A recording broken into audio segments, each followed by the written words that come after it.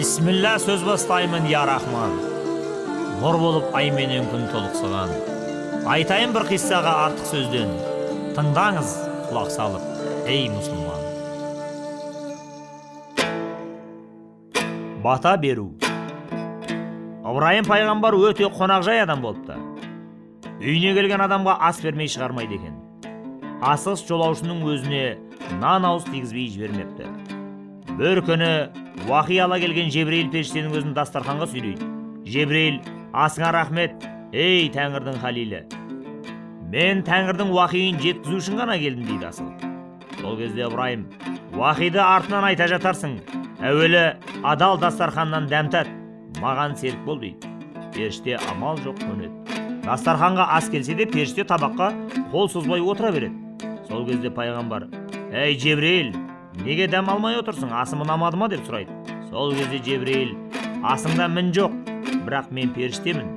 Бұл дүниенің тамағын ішпеймін, себебі бұл дүниенің өз тәртібі бар. 5 күн жалғанда ішкен жегеннің, көрген қызықтың есеп қисабы бар. Ертең махшар алаңда бұл пәниден ішкен жегеннің сұрауы болады. Мен соны ойлап, уайымдап отырмын дейді. Ыбырайым езу тартып, сен онда менің дастарханыма бата беріп, отбасыма дұға ет. Астың өтеуі сол болсын дейді. Жебірейіл бірден келседі.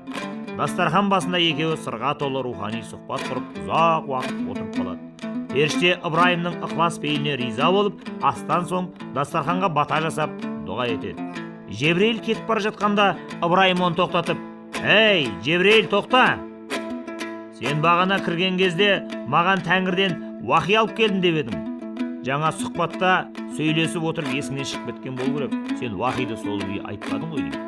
Сол кезде Жебірейіл, ей Ыбырайым, жаңағы екеуміздің сағаттап құрған рухани сұхбатымыз сол Тәңірдің уақиы емес пе?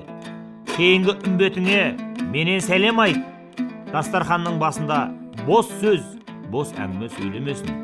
Олардың дастархан басында айтатын әңгімелерінің мәні, мазмұны, мағынасы, хикметі Тәңірдің уақиының сапасына тең дәрежеде болсын, дейді де кетіп қалады. Осыдан бастап астан соң дастарханға бата жасап, дұға тілеу дәстүрге енген екен.